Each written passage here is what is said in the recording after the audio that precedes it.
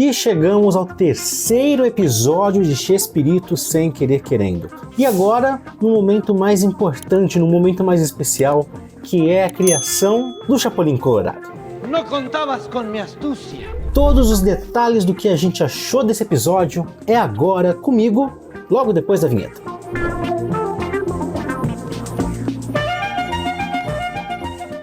Lá no primeiro episódio da série, a gente viu um Chespirito jovem e um Chespirito sendo convidado a criar um episódio diferente para o Chaves. No episódio 2, a gente viu um Chespirito criando e ao mesmo tempo vendo as complicações surgirem no horizonte. E agora, no terceiro episódio, a gente tem uma mescla das mais bem definidas da vida pessoal de Chespirito e da vida como criador de personagens, da vida artista do Roberto. Com muito mais alegorias, é verdade. Um pouco diferente do que realmente aconteceu na vida real. Mas o quanto isso funciona enquanto série é o que eu tô aqui para dizer para vocês. Vamos lá. Quando a gente pega o aspecto da vida pessoal do Roberto, nesse episódio, a gente é apresentado a situações familiares muito mais próximas da realidade. Muito mais próximas do que provavelmente deve ter acontecido. Então, por mais que nós tenhamos ali em 1978, o hipotético 78, já que o episódio é de 77, de um diálogo do Roberto Gomes Bolanhos com os filhos e com a esposa, a gente consegue abstrair ali, a gente consegue tirar dali o que deve ter acontecido em vários momentos do casamento da Graciela e do Roberto. Uma família cheia de filhos, uma família cheia de momentos bons, momentos mais ou menos, momentos ruins, como qualquer família, mas quando a gente fala daquele Roberto dentro de casa, mas que queria criar, e mais que isso, um Roberto que queria mostrar para a família o que ele estava fazendo e queria a contribuição deles, aí eu acho que a coisa acerta bem no que essa família sentiu naquele momento, no que essa família passou e no que o Roberto também se lamentou em outros lugares, com outras pessoas. O Roberto criando a cena do Chaves em Acapulco ali deve ser só um exemplo, claro, ilustrado ali, meramente ilustrativo, mas que deve trazer esse ponto do quanto ele era ouvido, o quanto a Graciela já estava cansada lá nos anos 70 de tanta coisa que ele já tinha escrito, tanta coisa que ele já tinha criado, e de um Roberto cada vez mais distante dela, de um Roberto que já gostava de outros passeios, de outros lugares, de uma vida muito mais famosa, cheia, complicada. Então ela só tá no básico, a Graciela, ela só tá pensando nas filhas, em cuidar dos filhos. Então ela não tá nem aí se o Roberto quer praia ou piscina. É até uma alegoria, né? Poderia ser qualquer episódio de Chaves, poderia ser um roteiro qualquer. Vai ser terra ou vai ser tinta, né? Que vai sujar a roupa do Kiko? Vai ser farinha ou vai ser sei lá o quê? Vai ser churros ou vai ser tacos? Uma coisa meio assim. E ela não tá nem aí se vai ser praia ou se vai ser piscina. Ela não está se importando com isso porque o importante para ela é a família. E visivelmente a família não é aquilo que mais importa para o Roberto naquele momento. Não estou falando dentro daquele contexto que o Roberto, na vida real, não se importasse, mas que o que a série quer passar ali é que naquele momento ele já estava muito distante, pensando 100% no trabalho ou no que o alegrava fora do trabalho. Por outro lado, a gente tem alguém que está pronta para ouvir ele. Alguém que pensa junto com ele. E aí, é aquele ponto que eu quero dizer.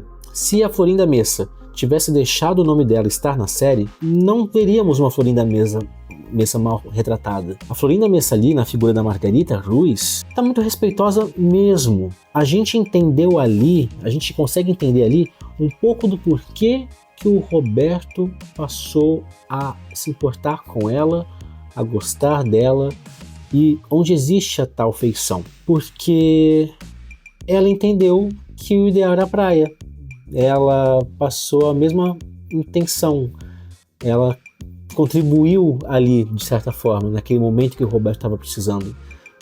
Claro, é algo mais ilustrativo, é algo alegórico para passar uma situação real que não foi exatamente dessa forma, mas passa a ideia de que a Florinda compreendia o Roberto artista, compreendia o Roberto ator, compreendia o Roberto que queria ser mais diretor. Então, naquele momento ali, você fala, poxa, a Florinda só tá querendo ajudar, poxa, a Florinda entende o que ele quer, poxa, a Florinda talvez seja uma boa influência ali naquele momento. Claro que depois a gente não sabe o que vai vir, mas naquele momento ali, naquela situação apresentada, eu acho muito válido, eu acho muito legal. Algo que a gente tem também, logo na sequência dessa passagem de 78, com o Roberto nessas ideias e tudo mais, é a questão do Mariano Casasola, que é a figura ali de Henrique Segoviano, diretor do programa. Tem uma briga, tem um contraponto ali, ele se acha, né, enfim, que foi traído por ambos, tanto pela Margarita como pelo Roberto, e não é isso que acontece ali, não naquele momento, não dessa forma tão escancarada, mas sim, existe algo ali, e sim, existe uma briga, e essa briga eu acho que é um dos pontos mais altos do episódio, pelo menos pra mim. ¿De qué estás hablando? Carajo, si los estoy viendo, no insulten mi inteligencia. ¿Tu inteligencia? Por favor. Claro, aquí solo hay un genio, ¿no? Pues sí, parece que sí. Bueno, pues se acabó. Quédate con tu genio. Por mais que com certeza não tenha acontecido isso, é muito divertido. É muito legal pensar assim, pois se o Henrique Segoviano e o Chespirito tivessem saído numa briga mesmo, no braço, sabe? O que teria rolado ali? E eu também considero bem respeitosa, mesmo com essa alegoria toda, porque a gente vê a essência dos mesmos caras ali, né? O Segoviano, como diretor, o pouco que a gente conhece dele é de alguém bem controlado, então ele é vencido pela razão. A razão ali faz ele continuar no programa naquele momento. E do lado do Roberto, o Roberto era esquentadinho antigamente, né? Na juventude ele saía mesmo nas brigas ali dos aracuanes, aquela coisa toda, e ali ele só quer apaziguar porque ele quer gravar. Ele pode estar ou não acreditando no que ele próprio está dizendo, mas ele quer gravar. Então ele quer que tudo fique normal, que tudo fique bem. É um episódio com bem menos Ramon, bem menos todos, na verdade. O foco está muito mais no Roberto, nas criações dele. Mas quando a gente está em 1970, a gente tem ali talvez o único ponto que não seja perfeito do episódio, que é aquela dificuldade que o Roberto tem para criar o Chapolin, de não poder gravar, de ter que gravar escondido. Venimos a pedirte el foro. Mi foro. No nos han dado luz verde para grabar un piloto y Roberto tuvo la idea de hacerlo a escondidas. Era broma. A menos que sí podamos usar tu foro sin autorización. Para eso quieren grabar aquí. Estaremos corriendo un pequeño riesgo. Oye, tú créeme, es una idea que vale la pena. Custa a passar essa parte, mas eu entendi também o que a série quis abordar, que é o que eu pontuei logo no comecinho. A parte da vida é mais crível e a parte da criação dos seus programas é mais lúdica, é mais fantasiosa, é mais errada temporalmente, historicamente, mas ela transmite ali uma sensação muito mais prazerosa de se assistir, porque se fosse como na vida real esse aspecto, esse ponto, não seria nada interessante. Porque, vamos falar bem a verdade, o Roberto nunca teve dificuldade nenhuma a partir do momento que ele entrou na TV. Depois que ele entrou na TV, mas vai dar a sensação que foi tudo muito fácil, porque no começo muita gente falou assim, nossa, dá a sensação que tudo pra ele foi fácil. E no mundo das artes, tudo pro Roberto, de fato, foi na maioria das vezes fácil. Então seria menos interessante. Então colocar aquele obstáculo é legal. No início eu fiquei resistente. No início eu achei estranho. Mas eu comprei a ideia. Ali a gente tem uma participação, nesse momento de gravar o Chapolin ali, do Esteban Valdés, né, o filho do Ramon Valdés, e ele tá visivelmente empolgado, não tá atuando nada, tá ele ali, completamente ele. Gracias por venir en sábado y sobre todo estas horas. Ahora sí que Dios se lo paga a cada uno con muchos hijos, ¿eh? No, gracias, ya tengo muchos, pero sabes que estos son buena banda. Bueno, pues vamos a trabajar, venga. A trabajar. Outro ponto que eu gostei muito desse episódio, que pra mim é totalmente válido dentro da criação do personagem, é a questão do nome, porque de fato o primeiro nome nos roteiros era Chapolin Justiceiro, que virou colorado pela falta de tecido num tom bacana ali, não tinha verde, aí que tá, não tinha verde, não existia verde, por isso que não é um Chapolin convencional, um Lilo convencional. Mas eu adorei aquelas cenas com a Graciela, adorei aquelas cenas com as filhas, com a piada e tal. Tem essas coisas mais próximas ali da própria Paulina, que é co-roteirista, né, e é filha do Roberto. E que funciona bem, porque o Roberto se autorreferenciava também, então tudo bem. O dono da obra, os donos da obra podem se referenciar, né? Algo bem diferente do que acontecia ao longo do tempo aqui no Brasil. Mas flui bem pra mim ali. O surgimento do Chapolin Colorado, a cena sendo gravada é muito legal, porque quando a gente compara com o Casamento Forçado, de novembro de 1970, eles conseguiram reproduzir fielmente, conseguiram reproduzir de um jeito incrível. Estas son las intrépidas aventuras del intrépido superhéroe, el intrépido Chapulín Colorado. É respeitoso, e não é só... É que eu tô falando muito disso, né, de ser respeitoso. Mas quando eu falo de respeito, não é só tipo, porque o cara fez desse jeito, então tem que ser fiel a isso. Não, não é por isso. É respeitoso na essência de caceta. Aquele ali é o Chapolin Colorado. Eu consigo ver o Chapolin ali, eu consigo ver o Rubem ali, eu consigo ver a Maria. Então é muito, muito bom. Tu padre volará en 1000 pedazos. No. Usted no puede ser capaz de hacer eso. No. Usted no puede ser capaz de hacer eso. No. ¿Quién será capaz de impedírmelo?